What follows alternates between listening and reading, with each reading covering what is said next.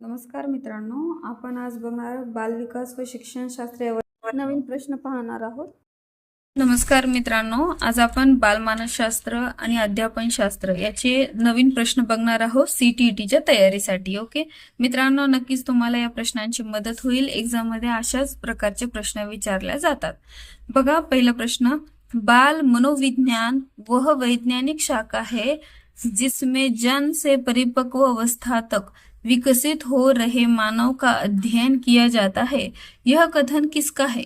तर हे आहे कथन कुणाचं आहे? क्रोचं कथन आहे. ओके, तो बघा, एक बालक का विकास माँ के गर्भ से प्रारंभ होकर जीवन की प्रत्येक अवस्था से होते हुए मृत्यु पर्यंत तक निरंतर चलता रहता है. यह विचार बाल विकास के किस सिद्धांत को दर्शाता है? ओके, बालकाचा विकास हा जन्माच्या पहिल्या अवस्थेपासून ते मृत्यूपर्यंत निरंतर चालत राहतो. तर हे कशाचा सिद्धांत आहे? तर आहे हे निरंतरता का सिद्धांत. याचं उत्तर आहे 3 नंबरचं, निरंतरता का सिद्धांत. ओके, नेक्स्ट क्वेश्चन बघा मित्रांनो, मानव जीवन के एक क्षेत्र में पाई जाने वाली कमियां दूसरे क्षेत्र में हो रही प्रगति में बाधक सिद्ध होती है. यह विचार विकास के किस सिद्धांत से संबंधित है? तर हे बघा, मानव जीवन जे आहे ते एका क्षेत्रात पाई जाने वाली कमियां, एका क्षेत्रात जर गोष्टी कमतरता जाणवत असतील तर ते तीच म्हणजे त्याच गोष्टी दुसऱ्या क्षेत्रात काय होतात? प्रगती होते त्याची. प्रगती में बाधक होती है, म्हणजे अडचण आणते प्रगतीमध्ये. तर ह्या विकासाचा कोणता सिद्धांत आहे? तर हा आहे परस्पर संबंध का सिद्धांत. म्हणजे एका अडचण आली म्हणून दुसऱ्यात अडचण येते, तर हे काय आहे? परस्पर संबंध का सिद्धांत. नेक्स्ट क्वेश्चन बघा मित्रांनो, बाल विकास का कौन सा सिद्धांत यह बताता है कि जिन बच्चों में औसत से अधिक वृद्धि होती है वे शारीरिक, सामाजिक एवं संवेगात्मक विकास में भी काफी आगे बढ़े हुए पाए जाते हैं. तर हा पण कोणता सिद्धांत आहे विकासाचा? परस्पर संबंध का सिद्धांत. जे एका क्षेत्रात जर प्रगती झाली तर ती दुसऱ्या क्षेत्रात पण होते, आणि एका क्षेत्रात अडचण आली तर ती दुसऱ्या क्षेत्रात पण अडचण येते. तर हा कोणता सिद्धांत असतो? परस्पर संबंध का सिद्धांत. ओके, नेक्स्ट क्वेश्चन बघा, बाल विकास का निम्नलिखित में से कौन सा सिद्धांत यह बताता है कि बालकों का विकास उनकी वैयक्तिकता के अनुरूप होता है? तर कोणता सिद्धांत? वैयक्तिक अंतर का सिद्धांत.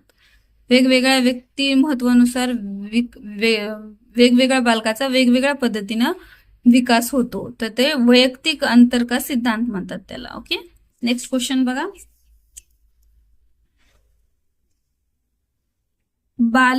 बाल विकास का कौन सा सिद्धांत यह बताता है कि एक बालक पहले पूरे हाथ को फिर उंगलियों को और फिर हाथ और उंगलियों को एक साथ चलाना सिखाता है.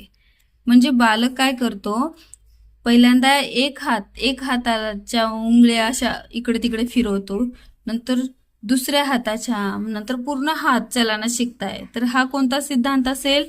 तर हा आहे एकीकरणचा सिद्धांत. पहिल्या एकापासून सुरुवात करतो, तर मग सगळ्याच हाताच्या मुवमेंट्स, बोटाच्या मुवमेंट्स तो शिकतो, तर ते एकीकरणचा सिद्धांत असतो.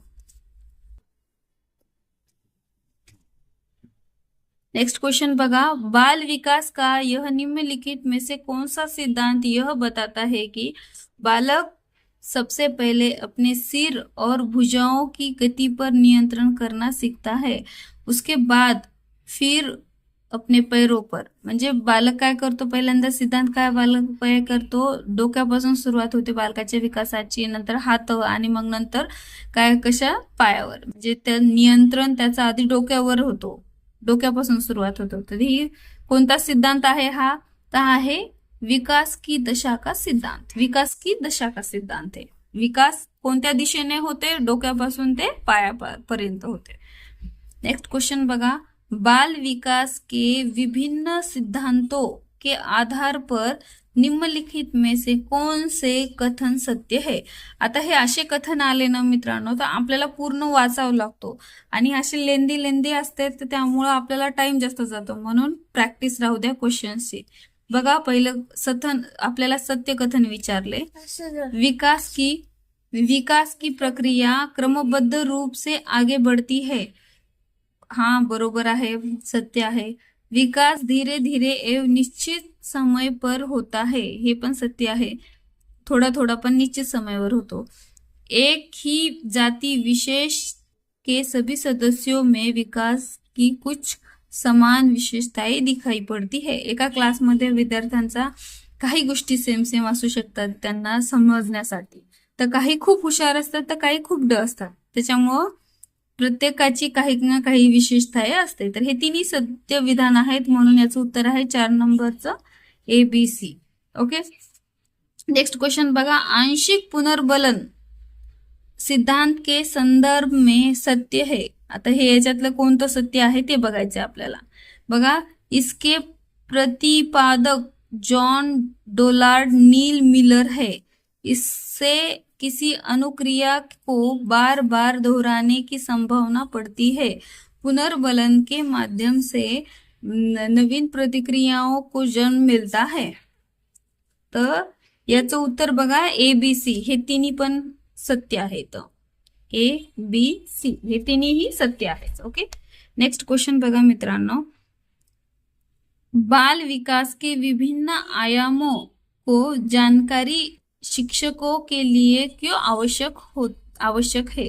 ओके, मुलांच्या वेगवेगळ्या अवस्थेबद्दल शिक्षकांना का माहिती असले पाहिजे, का आवश्यक आहे। तो बघा, बालक के समस्याओं का निदान करने के लिए, बरोबर है, आवश्यक आहे। बालक के लिए उपयुक्त शिक्षण विधि अपनाने के लिए, हे पण बरोबर आहे।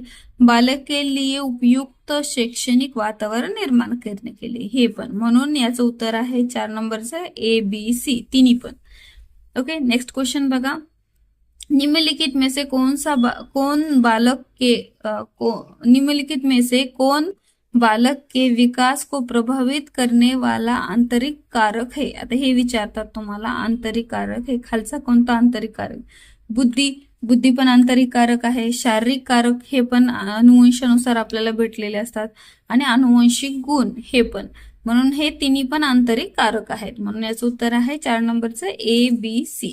ओके, नेक्स्ट क्वेश्चन बघा मित्रांनो, निम्नलिखित में से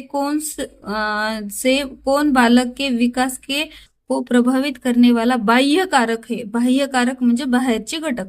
आर्थिक स्थिती, हो, बाळाच्या प्रगतीसाठी आई वडिलांची आर्थिक स्थिती कशी आहे हे पण कारण ठरते, कारण परिस्थिती सगळ्यात जास्त माणसाला घडवण्यासाठी इम्पॉर्टंट असते।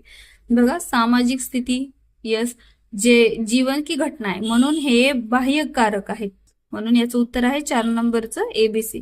आंतरिक कारक कोणते कोणते आहेत, बुद्धी, शारीरिक कारक आणि अनुवंशिक कारक, हे तिन्ही आहेत, आणि बाह्य कारक हे आर्थिक स्थिती, सामाजिक स्थिती आणि जीवन की घटना, हे तिन्ही बाह्य कारक आहेत। ओके, नेक्स्ट क्वेश्चन बघा, शिक्षक बाल मनोविज्ञान के द्वारा बालकों की, बघा, बुद्धि तथा रुचियों की जानकारी लेकर शिक्षा देता है।